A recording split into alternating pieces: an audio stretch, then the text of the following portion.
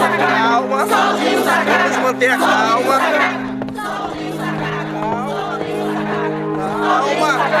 Vamos manter a calma, gente. Para, porra! Para! Cala a boca! Prenderam o Sacaca, o nosso curandeiro.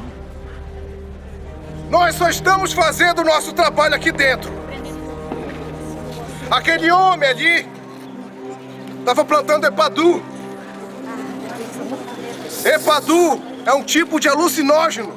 Então deixe de baderna aqui na frente, que aquele homem vai ter que se explicar com a polícia. É mentira! O homem é um curandeiro, é ele que olha pelo povo. O seu Sacaca só planta as ervas pra nos curar.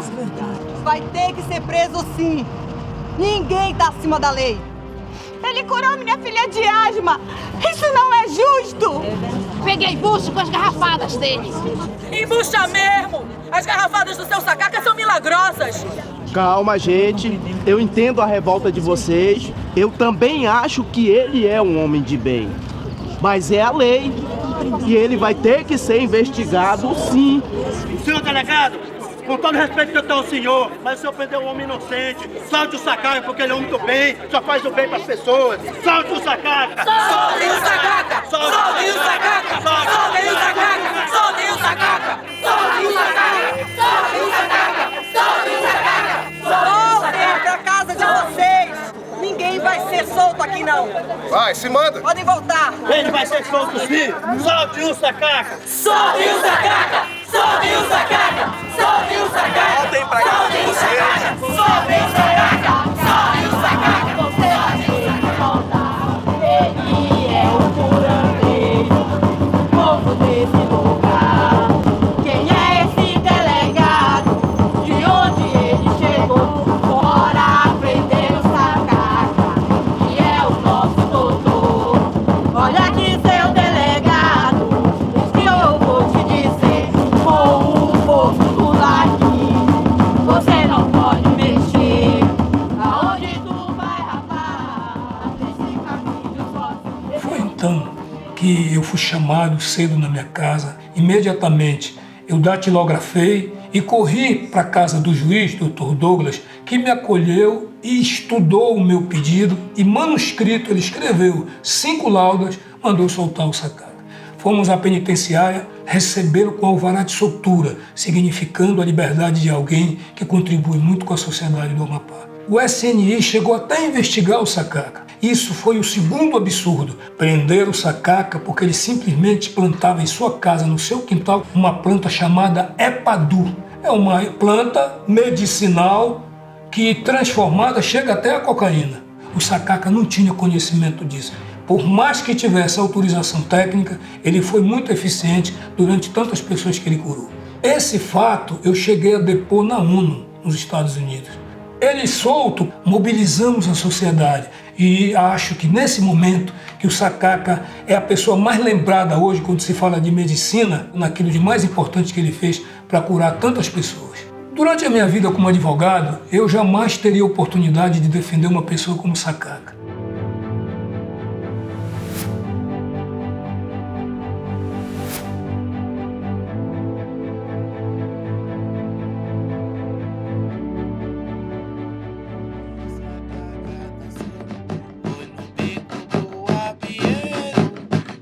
Sacaca nasceu.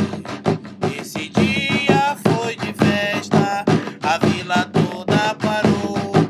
Nos versos de João Barca, o povo comemorou. A parteira mãe Luzia foi quem cumpriu a missão. E a tia Januária matou o primeiro capuz. Aí estava a dona Felícia e a Raimunda da Cacá. A Maria do Rosário, moradoras do lugar. Dia 21 de agosto, no ano de 26, foi no beco do Abieiro que o Sacaca nasceu. Desde que eu nasci, a minha mãe conta que mais ou menos com uns 3 anos de idade eu comecei a sofrer de asma brônquica. Passava temporadas no hospital com oxigênio. E mais ou menos quando eu estava com uns 12 anos, a minha mãe procurou Sacaca para fazer o remédio para mim, para asma.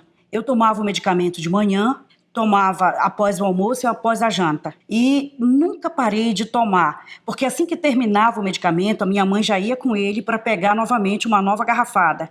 E eu lembro assim que como a gente era muito pobre, minha mãe às vezes não tinha o dinheiro para comprar um mel, que era caro. E a mamãe chegava para ele, a garrafada já estava pronta, a seguinte, esperando a minha mãe já para trazer esse remédio para eu não perder a sequência do tratamento. Graças a Deus, nunca mais eu tive nenhuma crise de asma.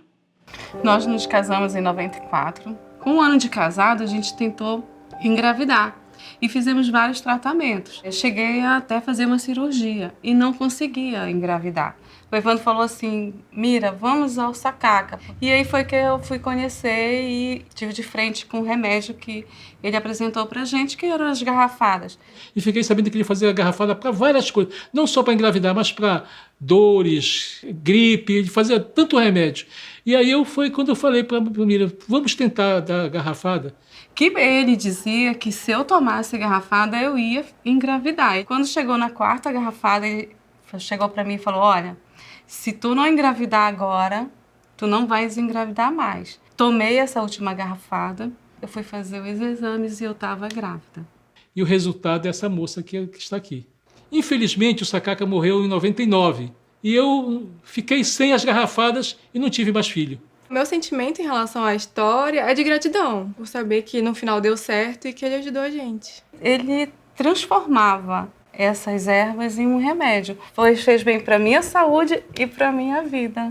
Conheci o Sacaca, a primeira vez que eu tive a oportunidade de conhecê-lo, eu tinha 5 anos de idade. Parte dessa influência aqui, do contato que eu tive com ele, também me deram a possibilidade de ser um cientista que trabalha com identificação de plantas. O Amapá, ele teve um grande homem, que foi o Sacaca. Ele conseguia identificar uma árvore com facilidade, então o Amapá era muito visitado por cientistas dos Estados Unidos, da Inglaterra. Inclusive o local onde eu trabalho, que é o Herbário Amapaense, ele foi fundado por um dos pesquisadores que o Sacaca conversava bastante também. Eu acho que a experiência de vida que o Sacaca teve com a floresta, ele detinha muito conhecimento do uso medicinal de plantas, que foi responsável por ele conseguir aí fazer diversos medicamentos para ajudar muita gente. A importância de Raimundo Santos Souza Sacaca para a região amazônica e principalmente para um sentido de preservação do meio ambiente, ele já tinha uma contribuição muito grande do ponto de vista sociocultural na cura de doenças, para o bem-estar das pessoas e ao mesmo tempo ele interagia com várias vertentes sociais que faziam parte da época em que ele viveu. Ele consegue ir muito longe disso a ponto de inclusive ter o reconhecimento do trabalho dele em outros continentes. E ele, de um modo muito próprio, ele contribuiu para a preservação ambiental, ele contribuiu para a manutenção da salubridade da floresta e por ter utilizado várias plantas, várias ervas medicinais com muita propriedade e tendo assim contribuído para que a Amazônia fosse preservada e ao mesmo tempo levando o serviço dele do ponto de vista social para ajudar várias pessoas de diferentes segmentos sociais, de diferentes faixas etárias, diferentes orientações religiosas, enfim, essa abrangência sociocultural e humana é que faz dele um grande ícone da preservação ambiental da Amazônia. Como comunicador que era, ele viveu a radiodifusora de Macapá, que existe até hoje, e que é chamada de A Velha Boa. E aí o Sacaca se tornou uma celebridade à época do território federal do Amapá. Usando toda a sua experiência que tinha, o Sacaca começou a ser massagista do Esporte Clube Macapá. Ele era azulino. O Macapá é o primeiro campeão do Copão da Amazônia. E o Sacaca estava lá, porque ele era apaixonado. Era a vida dele. Todos os dias, pela parte da tarde, quem quisesse falar, quem quisesse ver Sacaca, era aí a sede do Esporte Clube Macapá, aqui na Avenida Fábio, e lá estava o Sacaca, não só fazendo o trabalho de massagista, mas também atendendo aquele grande público que ia lá para saber um remédio, pedir um aconselhamento, e ele sempre, naquela facilidade de comunicação, conseguia desenvolver tudo isso. Eu morava mais em cima, Ele que andava atrás de mim, que ele ia, sabe? Ele ia fazer remédio para minha mãe, mas o olho dele, ó. Aí nós se engraçamos, graças a Deus, deu tudo certo. A gente sempre se gostou, né? Nós tivemos 10 filhos. Tinha muito cuidado comigo e mesmo com a família toda. Ele ia caçar, tudo ele fazia. Tudo quanto era fruta ele trazia. Repartia primeiro com as crianças que iam passar. Mas nunca, graças a Deus, nunca me faltou nada. Foi um homem muito também trabalhador, pobre, mas no fim da vida dele, ele morreu rico de coisa de Deus. Não foi de dinheiro. Ele era um ser ilustre, ele era uma pessoa que ajudava muitas pessoas. Muitas pessoas nasceram por ele. Ter esse sentido de afetividade, de saber respeitar o próximo, de respeitar os elementos da natureza da forma que ele respeitava, né? Ele é um ícone para a sociedade amapaense, né? A imagem que eu tenho assim do meu avô, as lembranças, é aquela questão daquele carinho. Eu vinha de lá almoçar todos os dias aqui e eu só ia embora daqui à tarde. Então a imagem que eu tenho do meu avô é essa, de infância, e desse afeto com todos os netos que ele tinha. Sempre que ele ia fazer algum instrumento, sempre que ele chamava era eu, porque parecia assim que eu tinha um pouco mais de intimidade com essa questão da construção dos instrumentos. Eu gostava, na verdade. E continuo gostando. Ele tinha paciência para ensinar, ele dizia para ter calma, muita calma nessa hora, ele dizia. E a gente ia fazendo as coisas devagar, e aí nesse contexto a gente foi aprendendo o ofício. Cada caixa que a gente faz é como se fosse assim uma peça diferente, e é também uma satisfação muito grande a gente acabar de fazer, ver, experimentar tudinho, tá tudo certo, e tocar. E graças a Deus hoje eu sou um dos maiores produtores de caixa de Marabás para a cidade de Macapá. E quando a gente estava aqui trabalhando, ele sempre dizia, olha, isso aqui é o trabalho que tu vai aprender para ajudar as pessoas, para fazer as caixas que a nossa cultura precisa, alguém tem que fazer isso. E se vocês forem hoje numa rodada de Marabás, vocês vão ver muitos jovens e muitas crianças, coisa que não acontecia há 20 anos atrás. A gente fica feliz, porque a gente está levando à frente aquilo que ele sempre queria que a gente fizesse, né? Estudar e levar a cultura para frente. Existe uma dívida muito grande com o Sakaka, em nível de naturalismo, biologia e artesanato, tambores. Além do Museu Sakaka, nós devemos olhar o Sakaka como uma referência mundial.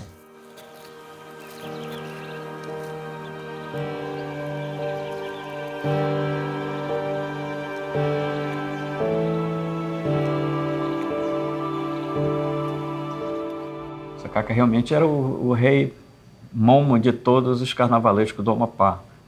E ele sabia o papel que ele representava para todas essas pessoas. Mas é importante dizer que o amor dele permaneceu, né, por todos os recantos do Laguinho, e hoje nós temos que ter essa gratidão profunda pela figura que ele foi e o que representou para o Carnaval do Amapá. A escola do coração dele era o Bando do Laguinho, né? Ele ajudou a fundar, ajudou a construir a sede. Tanto é que eu e o Sakaka, a gente sempre teve boas amizades com todas as escolas de samba. Era um parceiro que sempre estava de bom humor, sempre estava pronto a ajudar. A gente não tem como esquecer desse ícone que foi o Bando do Laguinho e para o bairro. O que mais chama atenção era quando o Sakaka chegava aqui, ele, além das ervas que ele vinha pegar, e a gente chamava, Sakaka, olha, o macaco prego subiu, ele está sumido. O Sakaka, ele tinha aquele jeito dele de chamar, né, e se aproximar, e ficava debaixo das árvores, conversando, principalmente com o macaco. Ele dizia, ei, o que tu fazes aí? Vem pra cá, menino. E fazia aquele gesto. Aí a onça parava de ficar por ali com raiva, o animal se aproximava, e aí percebia-se que ele se acalmava. Isso que é muito interessante, lembrar do Sakaka, com toda essa pompa que ele tinha, de se aproximar dos animais também, e trabalhar, além de tudo, com as ervas, mas com os animais ele tinha uma intimidade muito grande, com certeza.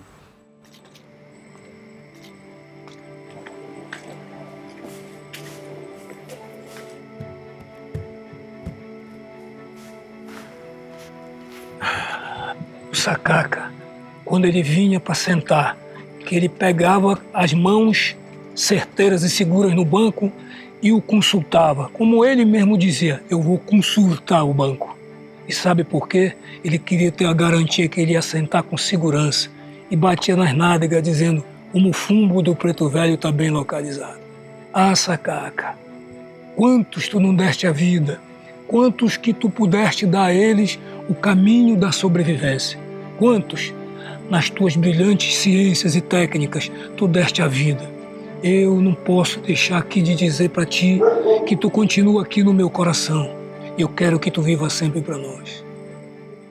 A proposta do museu era trabalhar, né? O museu faz parte do Instituto de Pesquisa Científica, é o único aqui do estado. E a gente queria falar dessas várias culturas e principalmente das personalidades dessas várias culturas. E aí a escolha do nome do museu ser uma homenagem a um curandeiro popular, porque ele trabalhou aqui no Instituto, ele trabalhou junto de um pesquisador muito importante e nasceu de uma necessidade de atender a um grupo, a uma população, mas que contribui para que a gente possa dar cientificidade a esse conhecimento. A gente já tinha notícias de que o Sacaca vinha doente, eu não o conhecia.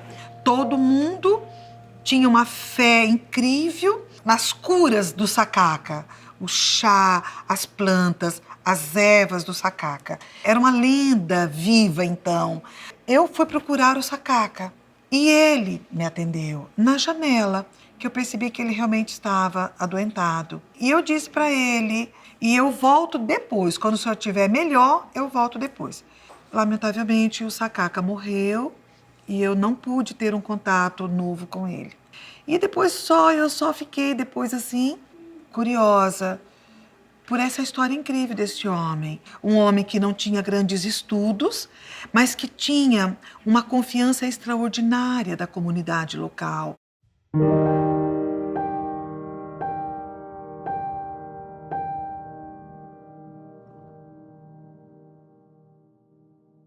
Eu fui curado pelo Sacaca quando eu tinha 9 anos. Ele me curou de uma pedra no rins. Desde a morte do Sacaca, eu estou mantendo a tradição, né? Escrevo essa cartinha e trago aqui para ele, porque a minha mãe era muito devota dele.